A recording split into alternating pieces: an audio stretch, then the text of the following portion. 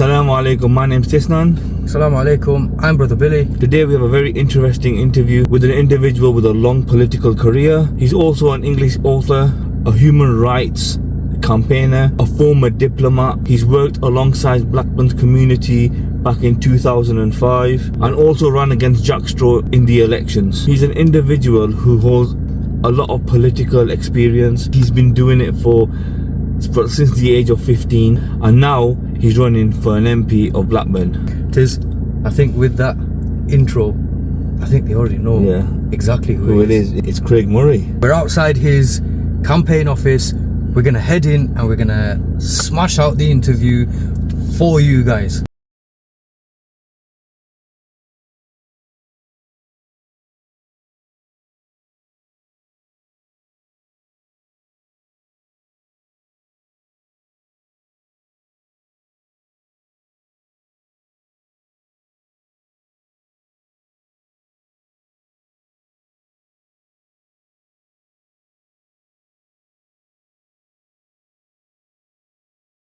Thank you for having us at your place, Craig. We just wanted to know a bit about your background, your education, and who Craig Murray is. Well, thanks. And thanks so much for coming over to talk to me. In terms of background, I grew up in Norfolk. I'm a Scot. I'm from Scotland. I live in Scotland. I'm a Scottish family, but my childhood was spent down in Norfolk because my dad was in the Air Force and was posted there. And that's why I have an accent like this and don't sound very Scots.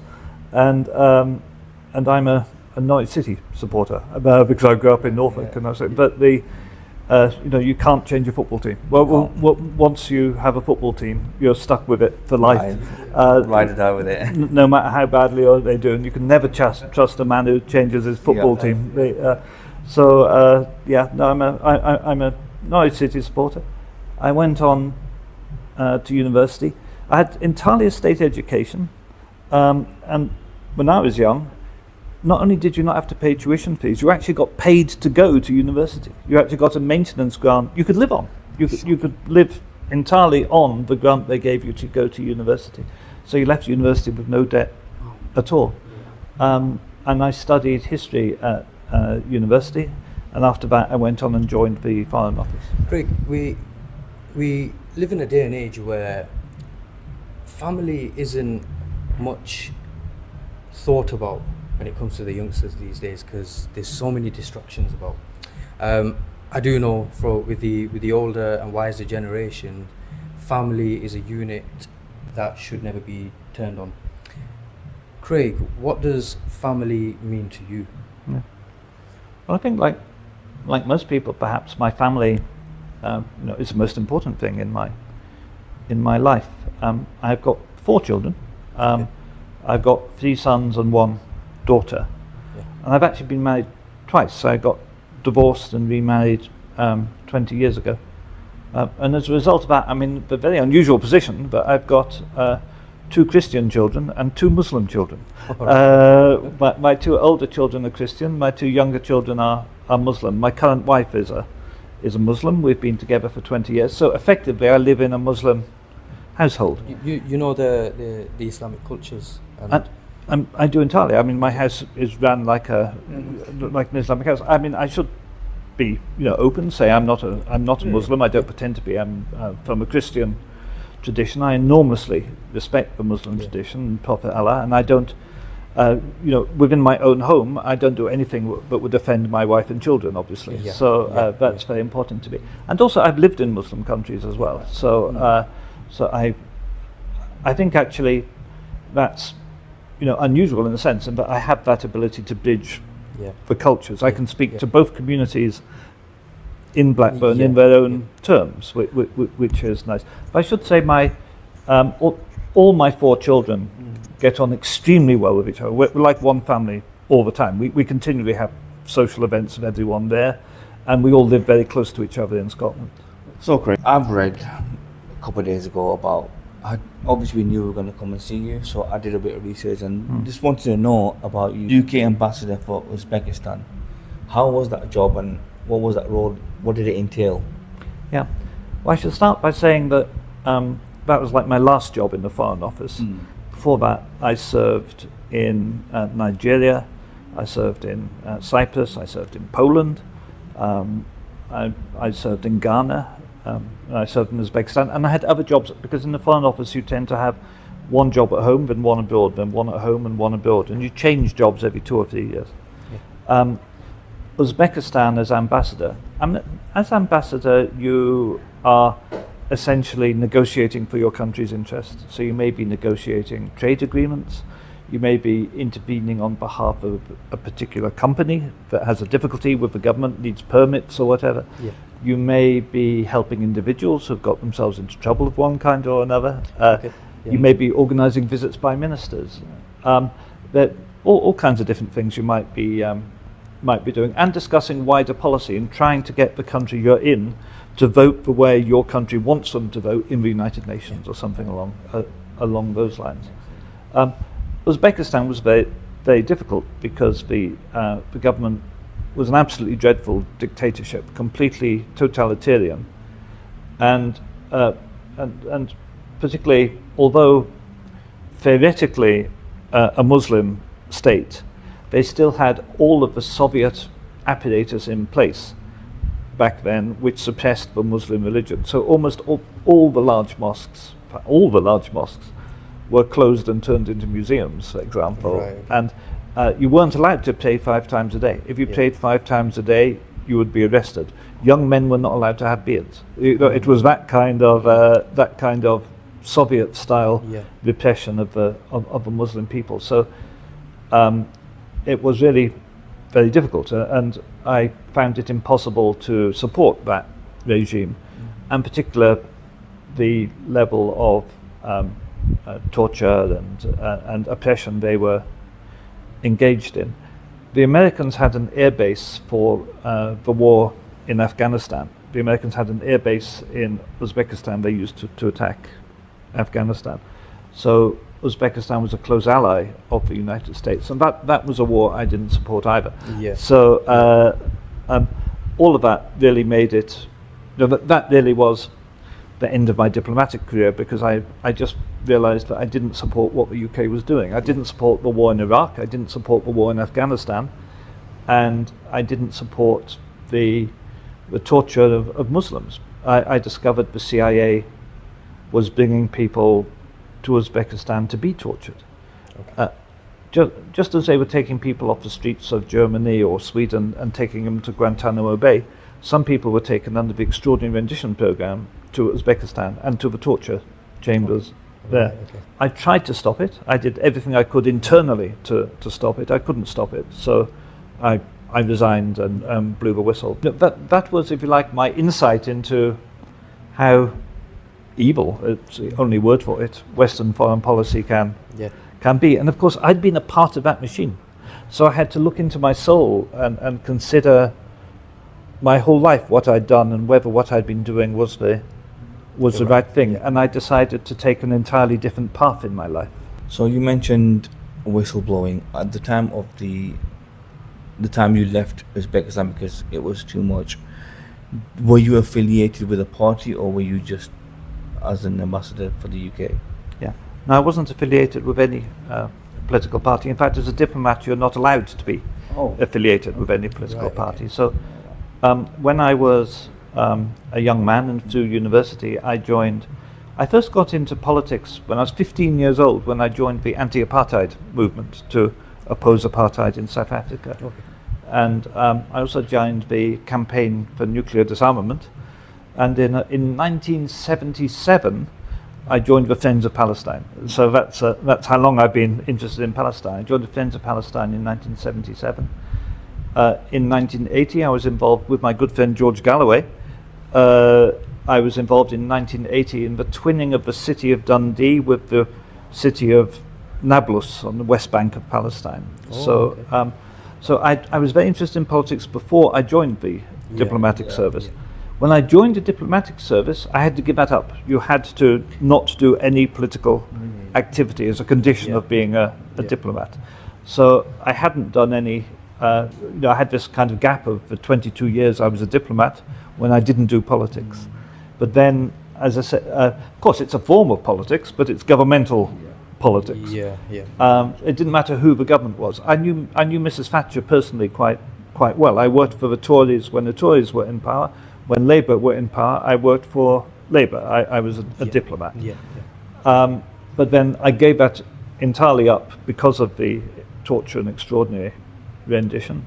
And after that, I then was free to go back into politics, if you like. Yeah. Craig, could you tell us a little bit about running against Jack Straw in 2005 and how the road led to your deployment to stand against Jack Straw in Blackburn? Yeah. Well, it's an extraordinary story because Jack Straw was my boss. Jack Straw ran the Foreign Office. So when I was a diplomat, he was my direct boss when I was an ambassador. Okay.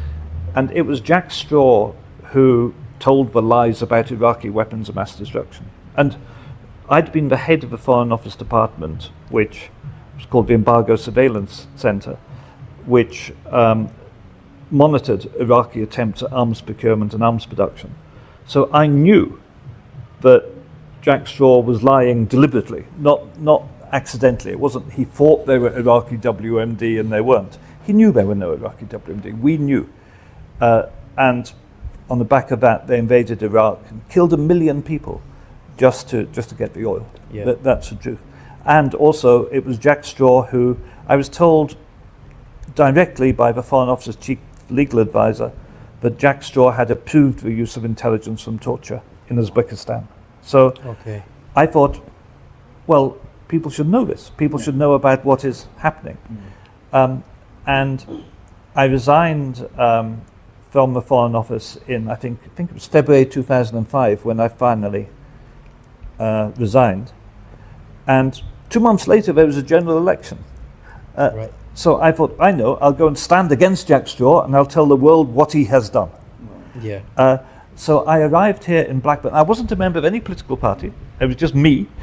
I arrived in Blackburn on my own. And I'd never been to Blackburn in my life before. I didn't even really know where Blackburn was. I got a train to Blackburn. I arrived with a suitcase on my own on Blackburn train station at 8 o'clock one evening, and it was chucking it down with rain, and it was freezing cold.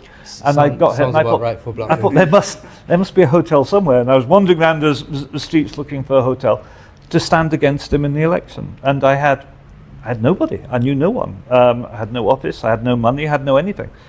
And the next day I went to the town hall and said, how do I stand in the election? Then I started speaking to a couple of people, and eventually we got a campaign together. And I thought, to get publicity, I bought a fire engine. So we could go around town on a fire engine. And I told the people of Blackburn about Jack Straw. I said to him, this guy is responsible for the death of 1 million Iraqis. This guy is responsible for the death of hundreds of thousands of Afghans. This guy is responsible for the policy of cooperating with torture and extraordinary rendition. He's responsible for cooperating with the Americans over Guantanamo Bay. Do you really want to vote for this guy? Yeah. And that was a campaign I brought into Blackburn. And I'm sorry to say this, but I have to say this. Unless we're honest with each other, there's no point in talking.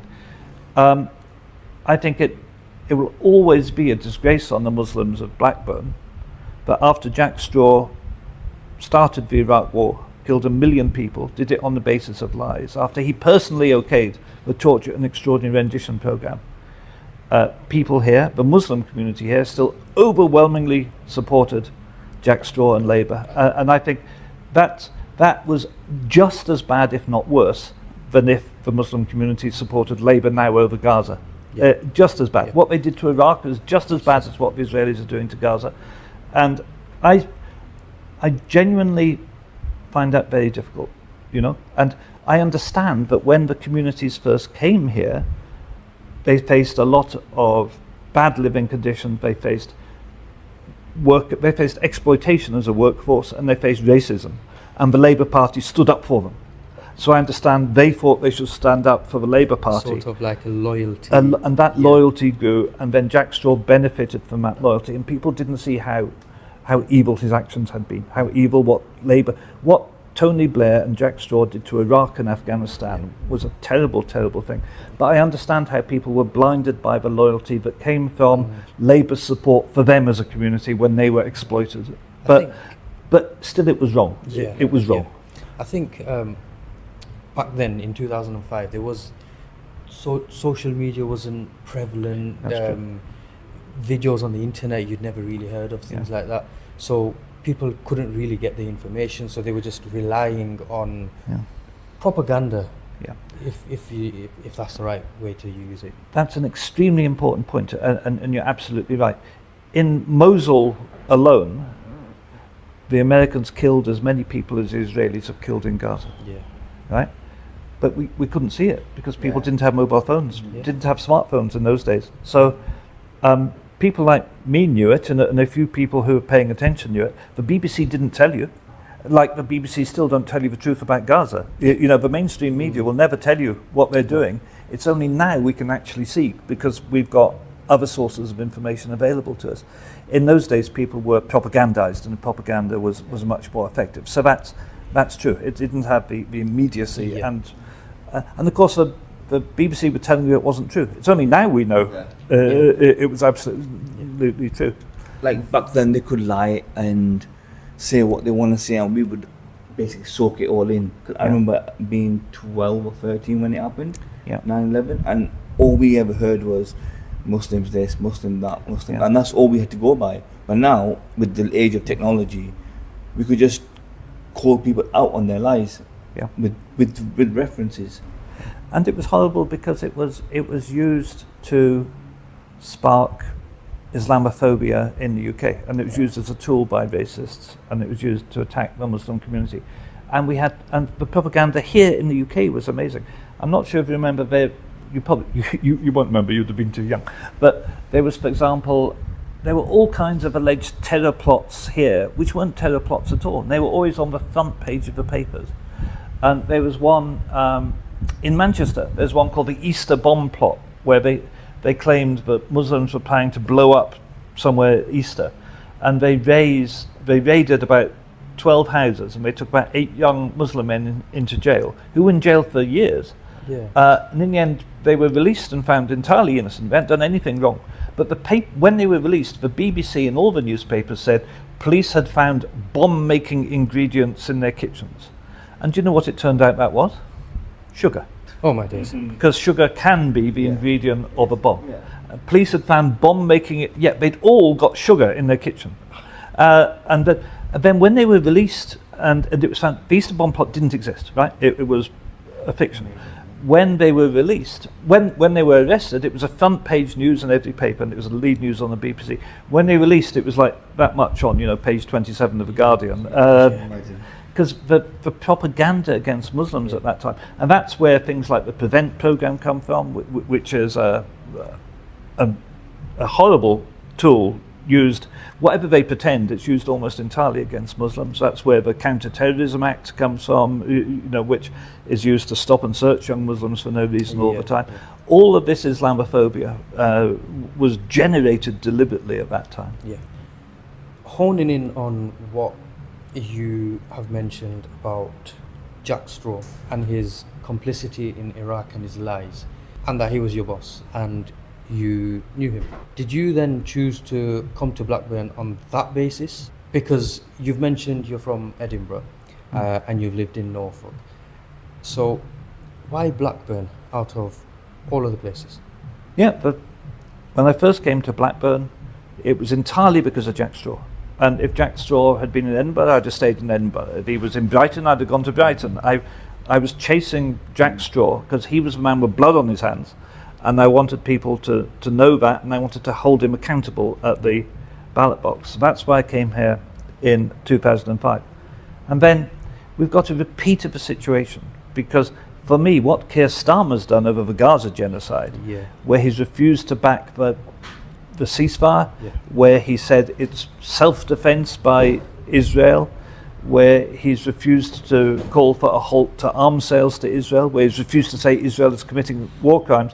Keir Starmer, Labour, is repeating what Jack Straw and Tony Blair Labour did. Yeah. And I said to you that I'll go to my grave believing it's a shame on the Muslims of Blackburn that they didn't vote against Jack Straw. I wanted to give them a second chance. I wanted to give people here the chance to redeem themselves by voting against Labour now over the Gaza genocide. Yeah. Punish them now for genocide. You didn't do it last time.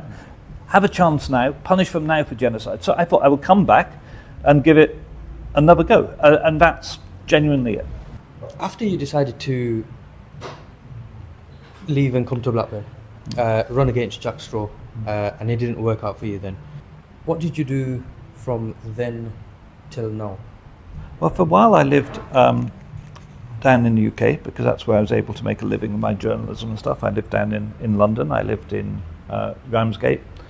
And I, in particular, because I became a whistleblower myself and blew the whistle on torture and extraordinary rendition and the Iraqi WMD, that's when I got to know Julian Assange and started to work alongside WikiLeaks in revealing American war crimes more widely. And of course, what WikiLeaks revealed wasn't just Iraq and Afghanistan. They revealed stuff about the CIA spying techniques.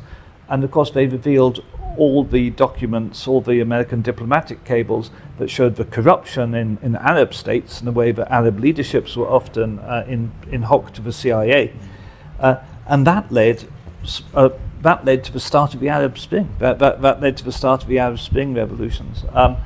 So I've been working on that. I've been a political activist, and I've done human rights work all around the world, literally on every continent, I think, and also worked on a lot of individual cases. For example, I've represented over 40 people at immigration appeals tribunals, and I've never lost a case, and I've never charged a penny for those services. So I've been working as a campaigner, activist, and journalist, and because of where I started, and because then I was campaigning on Guantanamo Bay, I was campaigning alongside Moazzam Begum Cage, I was campaigning with the Islamic Human Rights Commission, for example. So because the issues on which I'd blown the whistle involved the mistreatment of Muslims, and because these were wars against Muslims, and we went on to see, of course, the destruction of Libya as well, and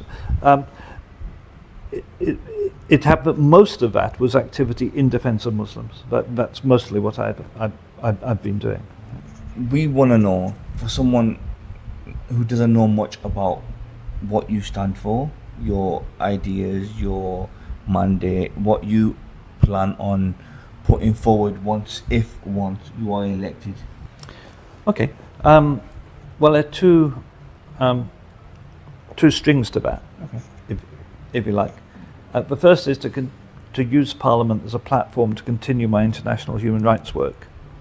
So, for example, I don't know if you know, but I was involved with devising the strategy that went to the South African government to take Israel to the International Court of Justice, and I was actually there in the International Court of Justice when Israel was charged with genocide, actually sitting next to my friend Jeremy Corbyn. Yeah. Right, okay. So I'd continue that sort of thing, and the next plan is to get Israel kicked out of the United Nations by the United Nations General Assembly, because South Africa was suspended by the United Nations General Assembly, apartheid South Africa, and the Security Council can't veto that. So that's the next thing I want to work on, and being an MP would help empower me for that. In terms of domestic policy, we have a raft of policies which are well to the left of the Labour Party, and that includes, for example, abolishing tuition fees for university. That's a very important policy, and it's perfectly possible. Another thing I did, another thing I've done after leaving the office, I became the rector of the University of Dundee. Also, we want to nationalise the utilities. We want to nationalise gas, nationalise electricity, nationalise water, which gives you a chance to bring the prices down, and put the money into investment instead of dividends for the shareholders. So, we have a whole raft of policies we'll be promoting. If someone wanted to read a bit more about your campaign, where would they go to? You can go to my website, craigmurray.org.uk. If you're a voter in Blackburn, you'll be getting leaflets regularly through your door setting out our policies. You can go to the Workers' Party own website where you can read the manifesto, which I think is the most detailed manifesto of any party. It's 100 pages long. Personally, I'm not sure I envy anyone who wants to read 100 pages of a policy manifesto. I'm not quite sure what person wants to do that, but you certainly you can go and see what particular policies interest you and look them up. As someone running for MP of Blackburn, what are you going to be doing different compared to the previous MPs of Blackburn? Yeah. Well, I'm the current MP for Blackburn, who, by all accounts, is a very nice woman. I've got nothing bad to say about her at all. She's simply a Labour Party backbench MP. It looks very likely that there'll be a Labour government after the next election. That seems very likely to happen. And do you know what that means? That means that all the main ministers are going to be members of the Friends of Israel.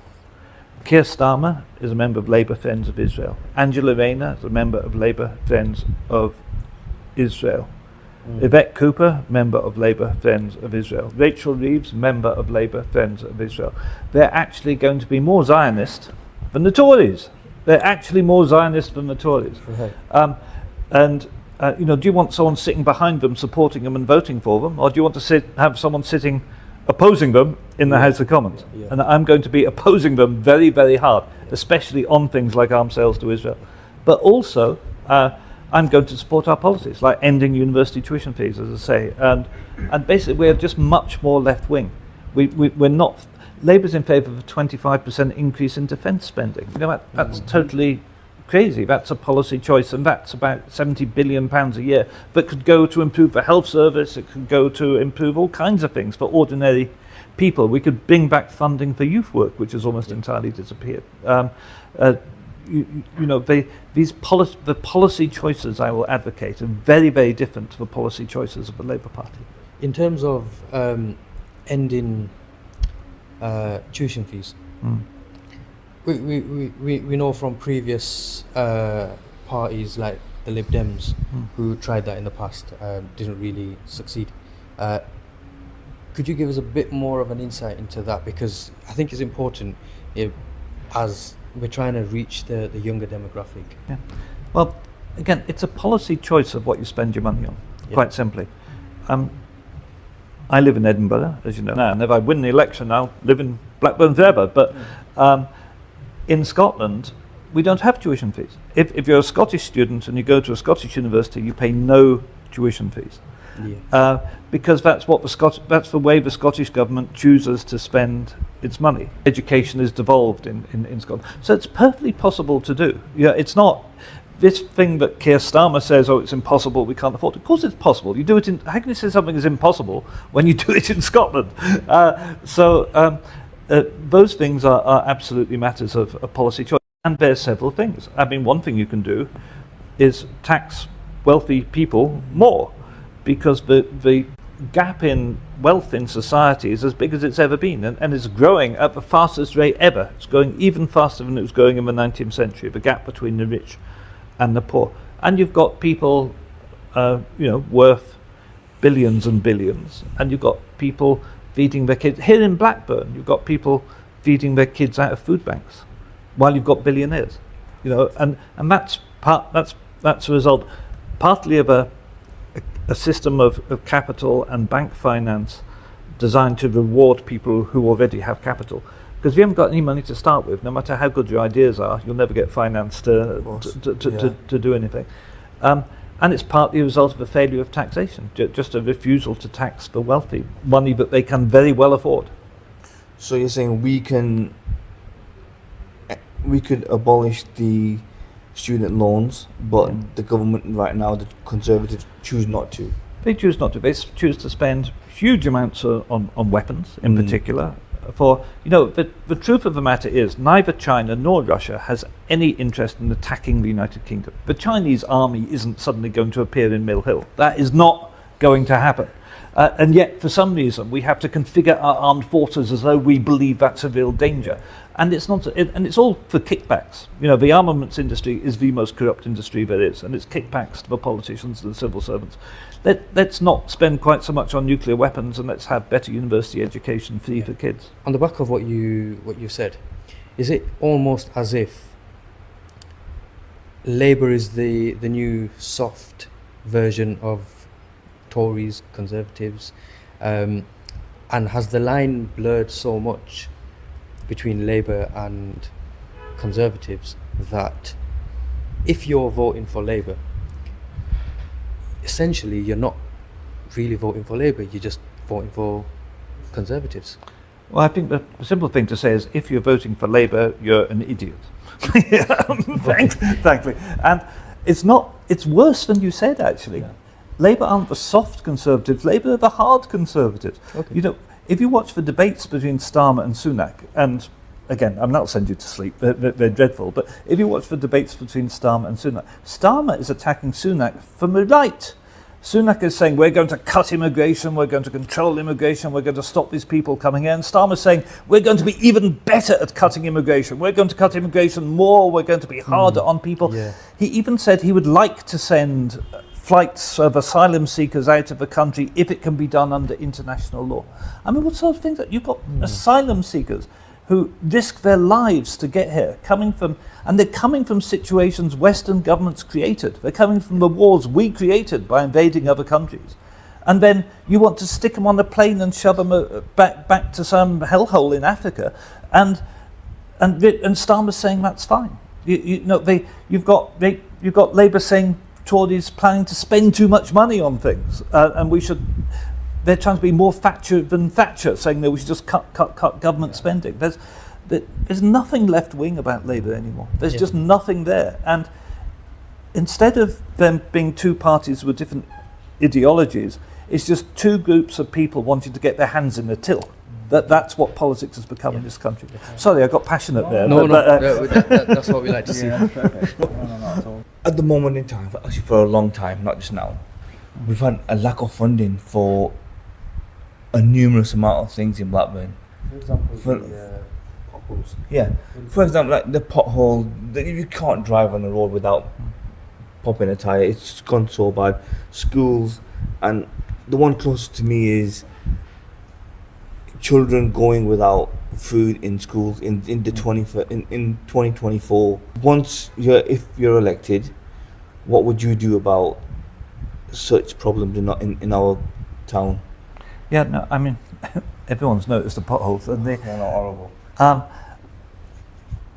I was at a community centre yesterday, and one thing the council did here was it gave away all the community centres, but then it didn't give anyone any funding to maintain them or run services in them. So, and spending on council youth services has more than halved, for example. So all the stuff that used to be there for young people 20 years ago isn't there anymore. Yeah. And that's a combination of Tory austerity and cutting of budgets. And it's also partly a question of what the council prioritises and decides to spend its money on. And I must say about Blackburn, and this will be controversial, I'm always slightly scared of a town in which the councillors have all the biggest houses. It seems to me there's something slightly strange going on there, and I think people will know what I'm talking about. But a lot of the things you're talking of are the council's responsibility. Of course, the Tory cuts have cut the council budgets. There's no doubt whatsoever, and the Tories, of course, tended to particularly have no interest in things like youth services. Tories don't particularly like young people because not many young people are Tories. And free school meals, these are obvious policies we should be funding. But you do need much more central government funding. You've got to have a willingness for the state to pay for the things the state ought to pay for. And you're not going to get that unless you have a willingness to tax wealthy people. That's the truth. So you said the council has the authority to do such things? Yeah. If you were to be elected, wouldn't you be able to implement or push it or something to help? I'm not going to. Yeah, I mean, certainly, what you can do is push the government to give more money to councils and to councils in general, not just to your town, but including to your town, perhaps especially to your town. But you're not, as an MP, responsible for provision of council services. That's a different thing. But it does come down to policy decisions. And as I say, if you can spend all your money on aircraft carriers and nuclear weapons, and an aircraft carrier is of no use defensively at all. But there's no defensive use of an aircraft. Use is for projecting weapons and bombing people far away. It's for taking your planes far away to bomb other people. That's what it's for. There's no defensive purpose to an aircraft carrier. That's quite a good point. But just on the back of that, what's your thoughts then in the last 2 years, where our government has sent in upwards of 100 million, and possibly even more, to Ukraine, whereas when our NHS needs rebuilding? It's appalling. I mean, it's absolutely appalling. And this is I'm not pro-NATO, I should be quite plain. This is a clear policy difference, I should say, between me and I think all the other candidates, except possibly Natasha Shah. I don't know where she stands on NATO, but I'm not pro-NATO. I would like us to be an independent, a neutral country like Ireland. I think NATO is a vehicle for projecting war abroad, and I think it's consumed trillions in total, trillions of pounds of our money. You're like over 100 billion pounds sent to Ukraine to keep a war going that otherwise would have stopped. 2 years ago, that war could have stopped. The truth of the matter is there is a Russian-speaking minority in Ukraine which is discriminated against and which would rather be Russian. I'm a diplomat. Well, I'm not. I was a diplomat. And I've negotiated peace deals. I negotiated a peace deal in Sierra Leone. When you negotiate a peace deal, there has to be give and take. There has to be give and take. The only way and this is what is going to happen in the end anyway, the only way to sort out the situation in Ukraine is for a bit of the east of Ukraine inhabited by Russian people who want to be Russian to be given to Russia. And then the rest of Ukraine to be free to go its own way. That's got to be the solution, and it's obviously, and it could have been, that solution could have been reached before the fighting started. It could have been reached again. It nearly was reached in Turkey. I was actually there. It nearly was reached in Turkey 2 years ago when they had proximity talks. That's where the two sides don't actually meet, but people run in between. Proximity talks in Turkey. They nearly reached a deal, but the Americans and the British scuppered it, and every day the situation on the ground gets worse for Ukraine.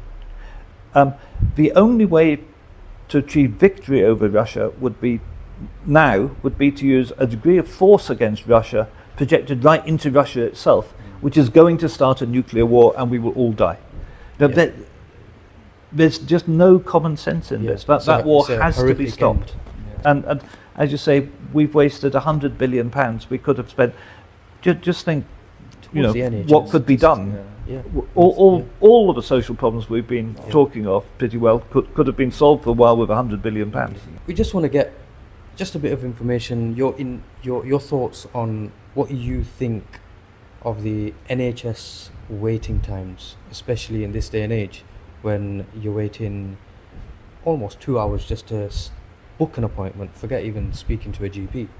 And then the A&E times, horrific, 6, 7, 8, 9 hours waiting in A&E. I understand that as the MP of Blackburn, if you were to get elected, there's not much you could really do in that front. But what are your thoughts about that?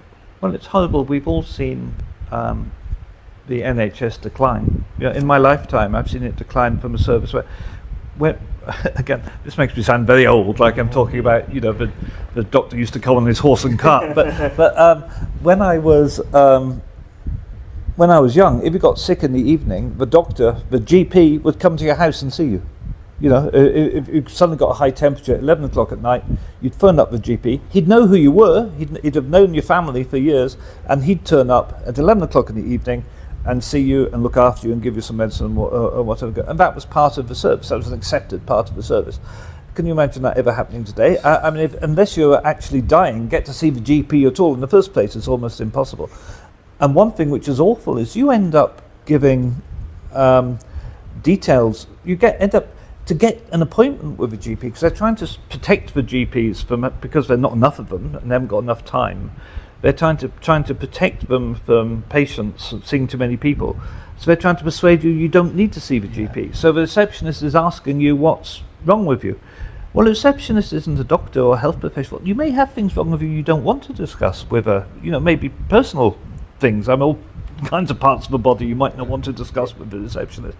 So you find yourself kind of pleading for an appointment. And the only way around this is to spend more money on the health service. And there's no point in pretending, we can just reform the system, we can have triage here, or we can let pharmacists do this. And it isn't the case.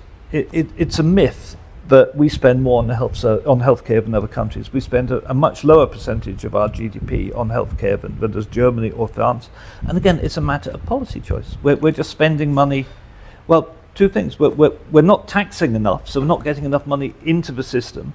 We're not producing enough currency, because the government, when you have what's called a fiat currency, when the government creates the currency, it doesn't have to get money only by taxation. It can print as much money as it wants, in effect. That's a slight exaggeration, but it's not far off. And when they want to, like for what they called quantitative easing, the government produced, in the first tranche of quantitative easing, it just printed an extra $230 billion. Billion pounds. An extra £230 billion of money it just invented. It's not actually even printed, it's just on a laptop. Okay. It just invented £230 billion and gave it to the banks to bail them out. And that was only the first round. It did it again and again. And they can give it to and that all just got given to wealthy people and wealthy institutions. They can create as much money as they want in order to give it to the rich, but they can't create it to bail out the health service, or to bail out universities. It seems a bit fishy. It's extraordinarily fishy. There's always money for their mates. There's always money for the bankers. There's always money for wars. It's always been a lie since I remember Boris Johnson saying he was going to allocate 320 million towards the NHS. That was one of his top policy things. Yeah. But as soon as he hit office, they always forget it. Forgot about it. Did I promise that? I don't remember promising that. Well, that's why I don't get any problems. I told you, I'm not promised to fix the potholes because I'm not. Yeah. It looks like we're still getting flat tires. Craig, the next part of the interview is going to be surrounding the controversy in Blackburn and what's going on. We understand there may be questions you may not want to answer, and you're well within your rights, but from speaking to you earlier, you said you're happy answering anything you want. Without delving into it too much, because we don't want this to overshadow the main objective of what we're trying to achieve in Blackburn. We'll start by asking the question, why are there 2 to 4 independent / Workers' Party candidates running against Labour? In your own words. Yeah. Well, I think it's a tragedy, that we haven't been able to find a single pro-Palestine candidate to run against Labour. We should have done that. I think we can still win anyway, but it would have been much, much easier and better if we had. The situation is better than it was yesterday, because last night Tiger Patel stood down and endorsed me and has now joined my team. So my team's got bigger and we're charging ahead. I think it just got messy.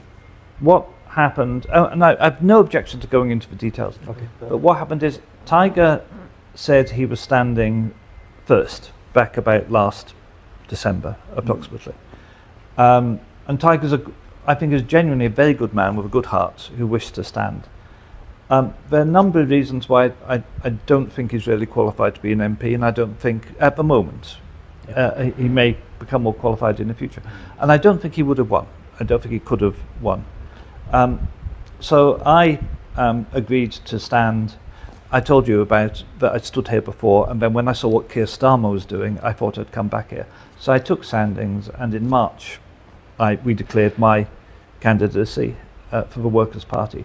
And at that time, I believe that was with the support of the independent councillors, Okay. of whom only 5 had been elected at that time. The rest all got elected afterwards. But I believed it was with their support and the support of their candidates. And so my candidacy was declared in March, and in fact, on I think the 3rd of April, Jack Straw wrote a letter an article in the Lancashire Telegraph attacking my candidacy and saying, Craig Murray should not, because Jack Straw hadn't forgotten. We were, I thought it was great, we're starting this fight again with Jack Straw. In early April, Jack Straw published this article saying I shouldn't be standing. And then after the election was called, and by then we're through into late May, so this is several weeks later. Adnan decides he's standing or wants to stand, and the independent councillors decide they want to go with him rather than with me, which they're entitled to do. Everyone can change their mind. And then there's also Natasha Shah, who I don't really know, to be honest. I don't want to say anything about her because I really don't know anything about her. Okay. But that was a chronology. So Tiger came in, then I came in, then Adnan came in, and we ended up with that many people. And we've tried various means to. Tiger has very kindly stood down in my favour. There have been a number of discussions going around, whether either Adnan or I can stand down. What's the likelihood of either yourself or Adnan, or something happening where one person stands down? Because we need a win. Yeah, we need a win, and I'm sure you and your team know we've done an interview with Adnan, and your policies are not that very different. So what is it between yourself and Adnan? Where's the tension? What's that happening there? Well, as far as I can see, and I'd be lying if I told you I know for certain.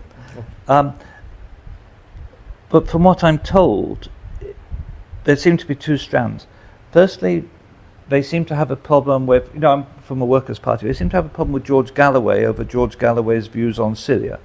Now, I don't know whether they're being fair about George's views on Syria, because I've just not had time, frankly, to really check exactly what he has said on Syria in the past. But they seem to have a problem. But I'm not George Galloway, and as far as I can tell, there's no major difference between my views on Syria and their views on Syria. So I don't really see why. But that when I ask what the problem is, Syria is what they most often said. But I'm in no sense an Assad supporter, so I don't quite see why that is a problem for me. Would that not be more sense to?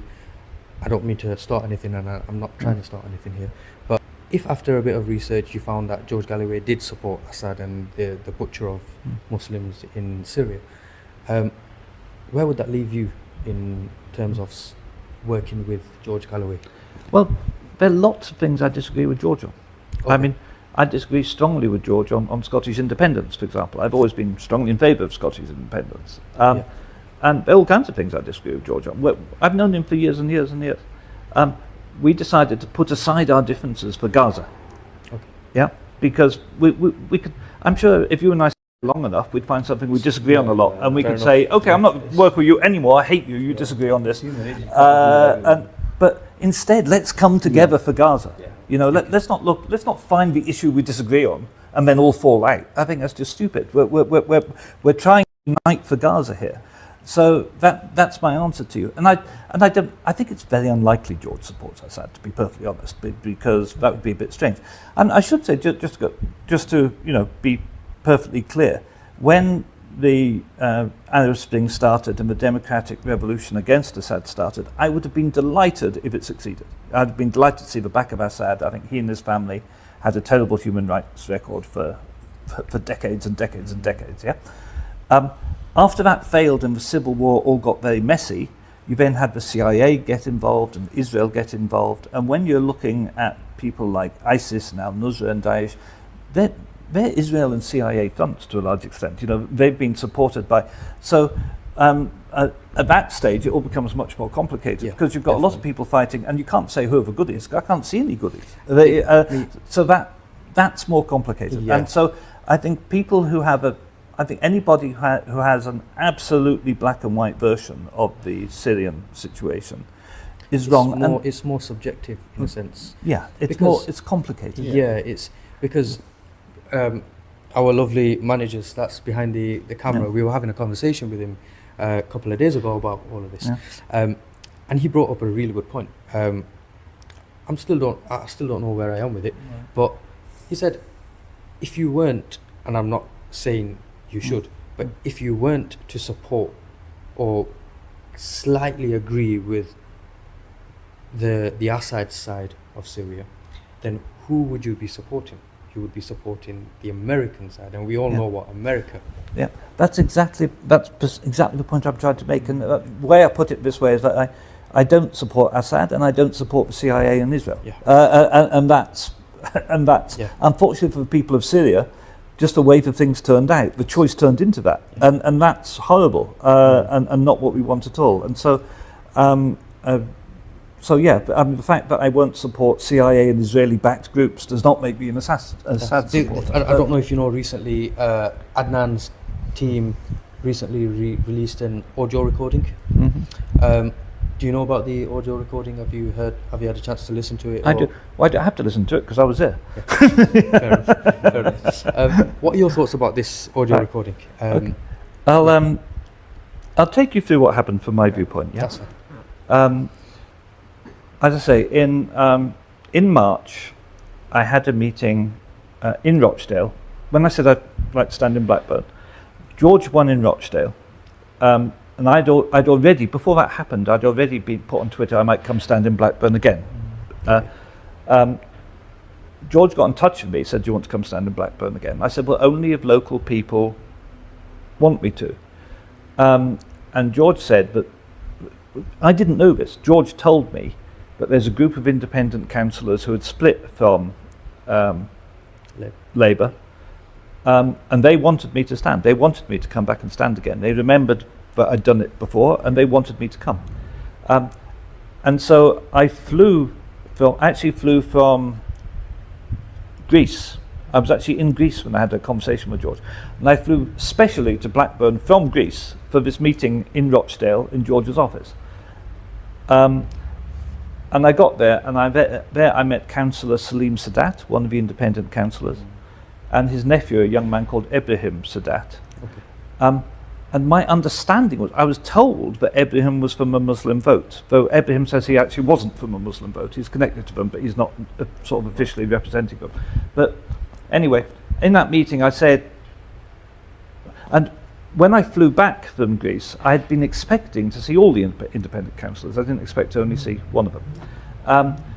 But I said to them, does this mean the independent councillors want me to stand? Are you sure? And George said, I want you to stand for Workers' Party. They said they want me to stand. And I thought, that's good.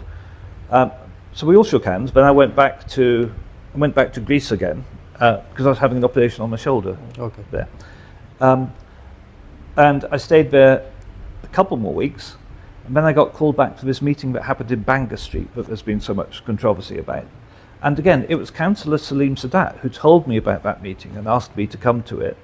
And I could show you on my phone. The poster of the meeting he sent to me has Blackburn independent councillors as one of the groups organising the meeting. Okay. And I came there, and at that meeting, I met all the independent councillor candidates, all in their green tops. And I was picked up from my hotel and driven to the meeting by Councillor Mustafa Desai, one of the independent councillors, their leader, I think. And on the way in the car, we discussed the coming general election and the local elections and whatever. And I stood up at that meeting and I made a speech saying I'm delighted to be selected by the independent candidates and councillors as the parliamentary candidate for Blackburn. And you can see that. Now, that video exists. In fact, it was broadcast live by Consortium News to the United States, because I'm quite big in the United States. So it was, and that video is still there. And you can see at the end of my speech, you can see all the independent councillors clapping me. So they now say that actually they hadn't really discussed it, and they weren't supporting me, and it was all a misunderstanding. Well, possibly, but that's a pretty big misunderstanding. And if somebody, and after I made that speech, the meeting lasted for another 6 hours. It was an all-day meeting. Right. So they had 6 hours to come up with me and say, you made a speech saying you've been selected by us, but actually you're wrong, Craig, we haven't selected you. You know, and they took me back to Preston railway station after it, and they didn't say to me. So I had every reason to believe they had selected me. Then moving on another few weeks, there was a demonstration for Gaza in Blackburn. We marched along Whalley, started at Town Hall, I think, marched along Whalley Range, then came back, circled back to the Town Hall again. Then we had speeches outside the Town Hall. That was the first time I ever met Adnan. Okay. So I made a speech about Gaza and genocide. Then Adnan followed me, and he made a speech about Gaza and genocide.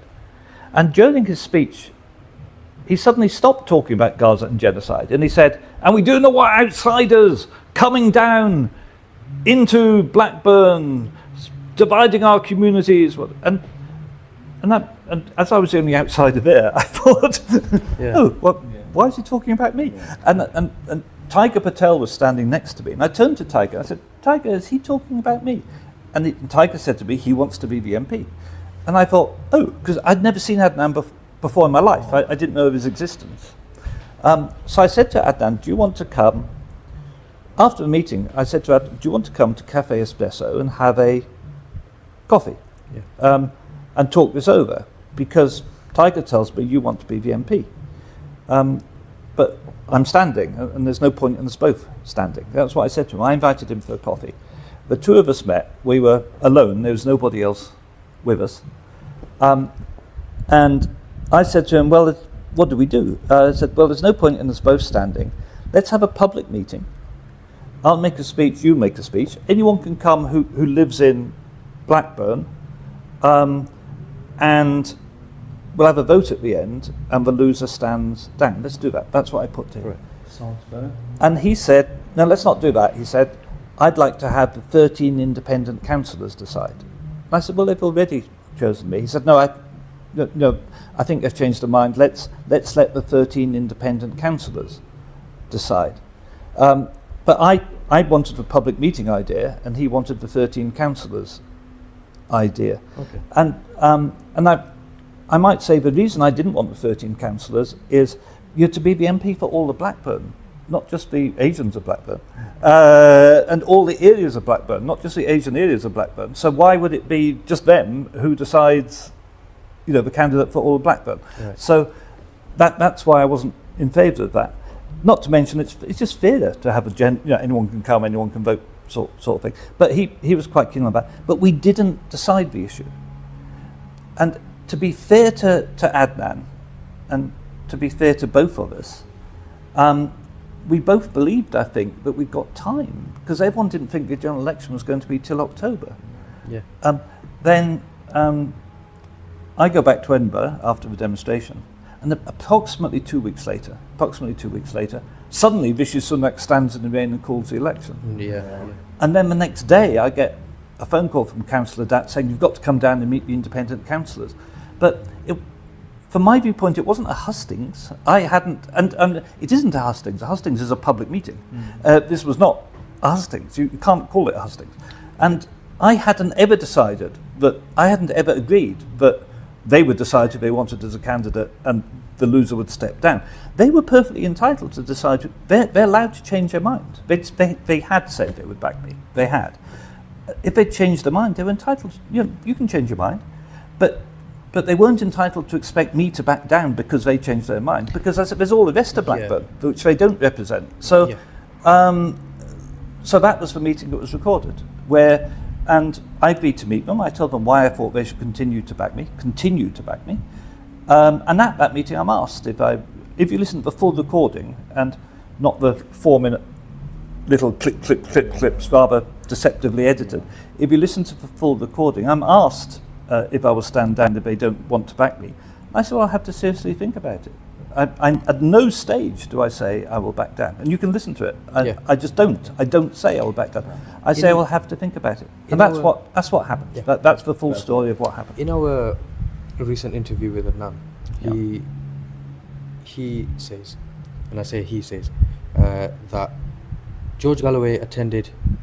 Well, George Galloway came down with a few of his people to his office at one point, and said, and I quote Adnan on this, George Galloway said, Craig is an honourable man.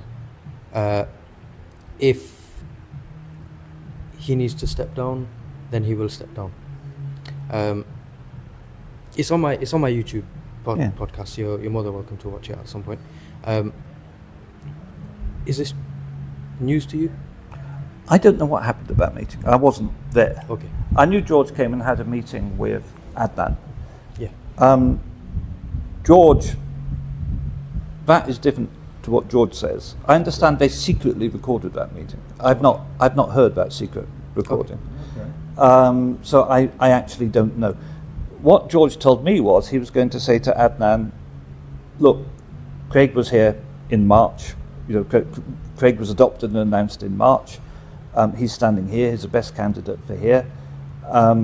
But we're happy to work with you, cooperate with the Workers' Party, even possibly put you as a candidate elsewhere. Maybe Adnan's from Burnley. Maybe he could have been the candidate in Burnley. Yeah. That's what George said he was coming to say to Adnan. Okay. What actually happened, I can't tell you because I wasn't there, right? But I am an honourable man, and if I thought I should stand down, I would stand down. And even subsequently, I offered to resolve this by a coin toss. Yeah. I mean, frankly... Sorry, I'd like to ask you about the coin toss. Yeah. Look, we said here, before we even came, we're going to be completely neutral, unbiased. Because there's a greater issue at hand. Yeah, very much so. But one of my criticisms that I have would be the coin toss. When I heard the coin toss, I didn't particularly take well to it, because a part of me thought Blackburn shouldn't be decided on a coin toss. Now, I don't know if that was just a figure of speech, or if it was generally an actual genuine coin toss.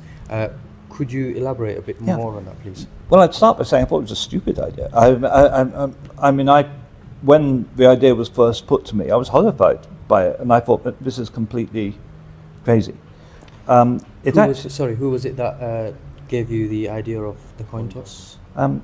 We had a meeting with Adnan which was held in an office here, which went on till about 2:30 in the morning, where he was there with Ibrahim Master and some of the independent councillors, and I went to join them, and the only person with me was Imtiaz, who was George Galloway's agent. Okay. Where we tried to resolve the thing, and the idea was put forward by somebody at that meeting. No, it wasn't Adnan. It was somebody. It wasn't Adnan. It wasn't me. Somebody else put it through, and I just thought this is a daft idea. Then 5 Pillars website.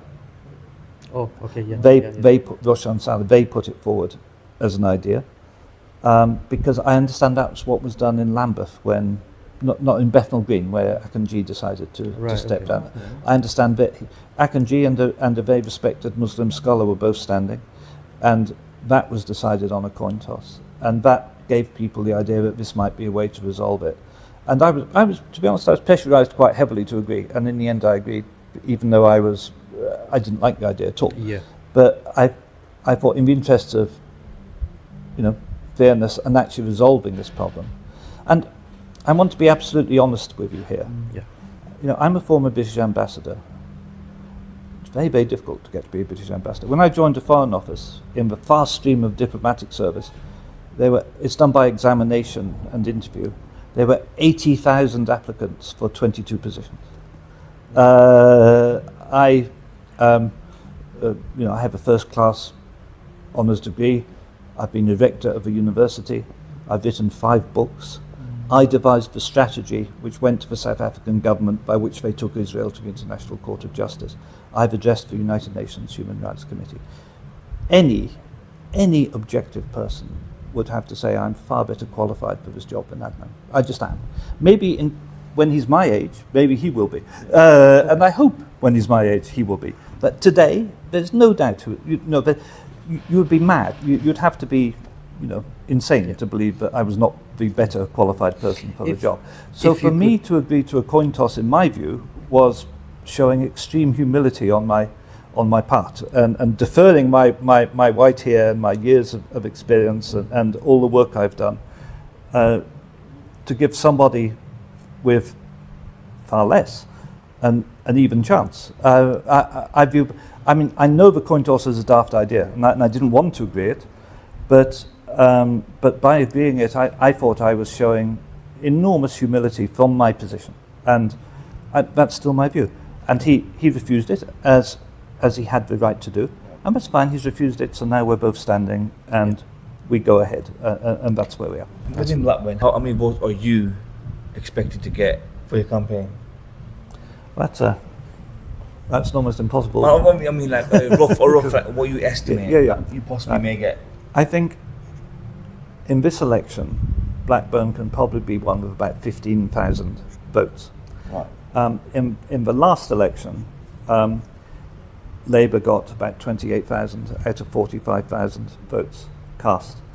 But the Labour voters collapsed very largely in the Asian community, and it's collapsed in the non-Asian community to a much greater degree than people realise. That's the side of this story people aren't understanding, that people are just as hacked off in the non-Asian community as in the Asian community, both with the quality of local provision and also with issues like the war in Gaza. People who think that there aren't people there who equally care about Gaza are wrong. There are plenty of people who do.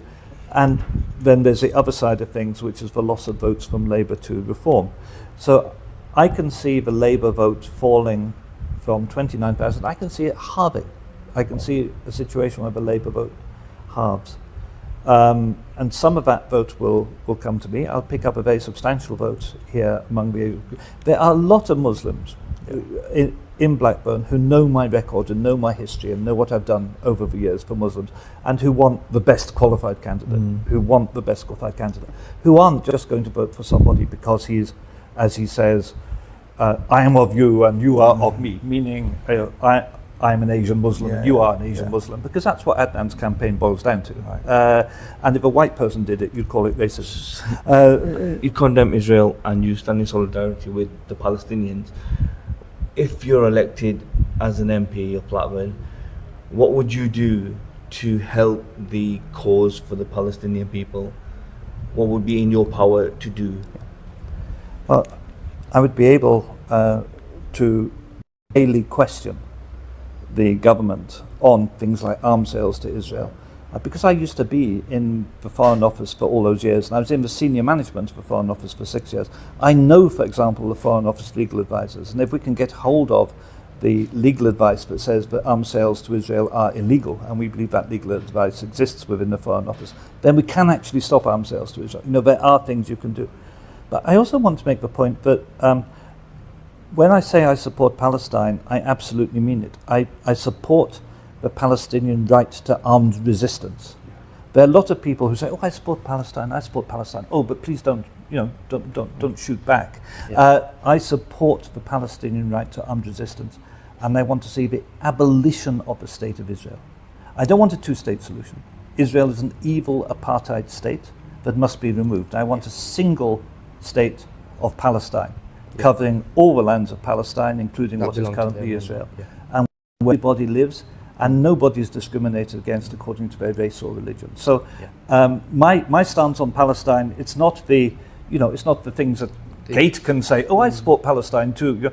They don't really. If you support Palestine, you support Palestine's right to resist this genocide of 76 years, wholeheartedly, and to resist it by armed force. Well, I do want to say you're one of the very few people who have openly said what you've just said, without sugarcoating the fact that, like you said, oh, we support Palestinians, of course we do, but don't ask me the question, are they in their right to defend themselves with weapons? Which, or anyone with a sane mind would say, yeah, they are. Of course. And in international law they are. Yeah. And occupied people in international law have the right of armed resistance, and I think we should never shy away from saying that. You mentioned that Tiger Patel has now joined your campaign. What were Tiger's motivations for that move? Well, I think he realizes he can't win, and I think he thinks I am the best candidate for the Palestinians, frankly, because being pro-Palestine is his main thing. And we've been friends ever since I came here. He's been very nice to me. And for example, when I first came, I was away from my wife and family, so he and his wife offered to send food round for me and that kind of thing. Okay. We've had a very, very friendly relationship since I first arrived. Just one more question on controversial, and then we'll move over to the quick, light-hearted questions. I remember just recently I watched the 5 Pillars interview. Personally, I thought it was quite fair and unbiased, but recently on your Twitter you've come to say it wasn't. Just quickly, generally, could you just quickly just elaborate a bit on your comments? Yeah, I do think they came with something of an agenda. In talking to them before they came, they told me that I didn't have any support in the Muslim community here, which is plainly untrue. And one of the questions, not all the questions they asked were shown. One of the questions they asked were, well, basically, you've lost the dressing room, when you're going to go away. And that was literally the question, you've lost the dressing room. And I said, what do you mean you've lost the dressing room? They said, well, you've got no support in the Muslim community. And I said, that's simply completely and utterly untrue. You walk down Whalley Range with me and you see whether I've got support, or you ask 20 random people in the street, 20 random Muslims, away from anyone watching, just ask them privately who you're voting for. And if you find I've got no support, I will be astonished. But they came having been briefed by, I think, people frankly close to the Adnan campaign. They came with a briefing which said this is an outsider, he's got no community support, blah blah. Right. So I did think that attitude lay behind them. But I think I was able to dispel it during the interview. Thank you for answering our questions, Craig. We'd like to just quickly move over to the light-hearted questions, just to end the podcast on a good note. So, just quick questions. Do you prefer to drive or be passenger in a car? That's a very easy one because I can't drive. Oh. Well, there you go. Well, football was the next question. Norwich City. So, obviously, as you're in Blackburn, what's your favourite kind of cuisine? What kind of food, South Asian food do you like? I'm very fond of biryani. The chicken biryani is what I would normally go for. Yeah. Going back onto the football question, Messi or Ronaldo? Ronaldo. Just a quick reason why? Goal scoring record, I think. Yeah. I mean, Messi is an incredible creative player and scored extraordinary goals, but just when you really, really need a goal, he's a player to guide. When you really need a goal, Ronaldo's a guy I'd want. Yeah. A lazy Sunday or a productive Sunday? Productive Sunday, I'm afraid. Really? Yeah. I don't stop. Yeah. Right. Your favourite holiday destination? Mauritius. Ooh, that's a nice choice. And and the very last question, and possibly the most important question: will England be bringing it home? A better chance than they've had for a long while, but I'm a Scotsman, so I'm afraid if you do, you'll be taunting us for years, which is going to be difficult.